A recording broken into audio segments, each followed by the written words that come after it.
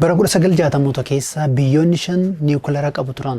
Haa ta'u malee lakkoofsi biyyoota kanaa dabaluu danda'a jedhee dhaabbati biyyoota gamtoomanii yaadda'e. Kanas furuudhaaf waliigaltee qopheesse. Waliigalteen kun waliigaltee meeshaa waraanaa akka hin babal'anne yookiin immoo Non-Proliferation Treaty jedhama. Basically says that anybody who has tested a nuclear weapon by 1967 is allowed to keep and have nuclear weapons. They're called the nuclear weapon states. Kana jechuun qorattoonni UN dhaabbilee nuukileeraa isaanii sakatta'uu hin danda'an Israa'el, Paakistaanii fi Hindiin waliigaltee kana hin mallatteessine. Haa ta'u malee biyyoonni bara 1960 keessa hin mallatteessinee fi har'allee hin mallatteessine jiru. Waliigalteen ala waan turaniif seerri isaan dirqee hin jiru. Qaawwi seeraa jiru meeshaa niwukileeraa akka gabbisan isaan gargaareera. Kooriyaan biyyoota waliigaltee meeshaa waraanaa akka hin babal'anne mallatteessan keessaa turte. Ta'us bara 2003tti shaakala waraanaa waloo US fi Kooriyaa kibbaa raawwatan himachuun waliigalticha keessaa baate.